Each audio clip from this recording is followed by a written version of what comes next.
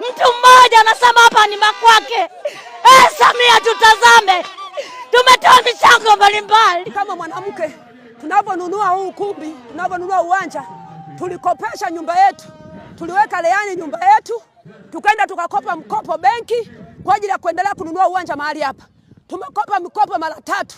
Tulipokopa mkopo mara 3, tumenunua mara ya kwanza tukanunua uwanja. Mara ya pili tunajenga. Mara ya 3 tumekopa benki. Tunaendelea kukarabati mahali hapa. Sasa huyu Frank mgeni anasema ni wa kwake. Ukumbi ni wa kwake kivipi wakati wote hapa tulijenga wote? Tumenunua uwanja wote. Tumeenda kukarabati wote. Leo anasema ukumbi ni wa kwake.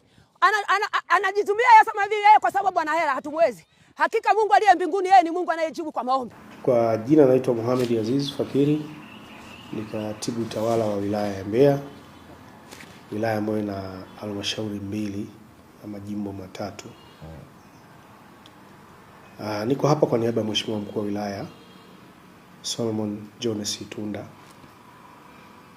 ambaye nilikuwa nazungumza naye kama alivyowaelekeza mje ofisini juu ya ufafanuzi wa kinachoendelea juu ya mgogoro wa huduma ya Fellowship Tanzania, ambao wana mgogoro wakigombania eneo la kufanyia shughuli zao za ibada.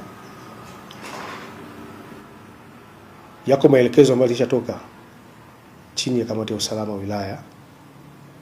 Ni kama mambo 3, sababu sio mambo makubwa, lakini ndio maelekezo waliopaswa kuyafanya. Jambo la kwanza, Mheshimiwa Mkuu wa Wilaya alielekeza PCCB kwenda kulichunguza hilo jambo, sababu ndani yake linaonekana kama vina viashiria vya rushwa. Kwa hiyo PCCB ngazi ya wilaya wanaendelea na uchunguzi wa hilo. Kwa hiyo tuna hatua tumeshaifanya. Ya kwanza ni PCCB kuendelea kufanya uchunguzi. Lakini jambo la pili, Mheshimiwa Mkuu wa Wilaya aliunda timu ya Jumuiya ya Maridhiano, baadhi ya viongozi wa kidini ambao nao walipewa kazi ya kwenda kulifanyia kazi hilo na kuzungumza na viongozi wenzao wa dini ili wajue kuna shida gani. Kwa hiyo kuna la kwanza PCCB, la pili ni hilo swala la kulifanyia hiyo kazi. Nataka niwahakikishie ziko hatua zimeendelea kuchukuliwa. Baada ya PCCB kuendelea na uchunguzi, Jumuiya ya Maridhiano pia ikiongozwa na mchungaji Oscar wameendelea na uchunguzi wanaofanya. Lakini jambo la 3, yapo maelekezo yalitolewa kama kuna lolote tofauti linaendelea kati ya wale ambao wana mgogoro pale, tuliwaelekeza kwenda kwenye sehemu ya sheria ambayo ni mahakama.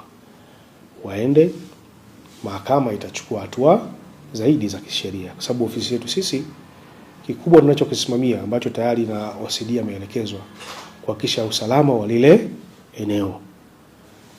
Hatutaki kuona fujo zikiendelea pale, na hatua zitaendelea kuchukuliwa kwa yote atakayefanya vurugu kwa maelekezo ya Mheshimiwa Mkuu wa Wilaya.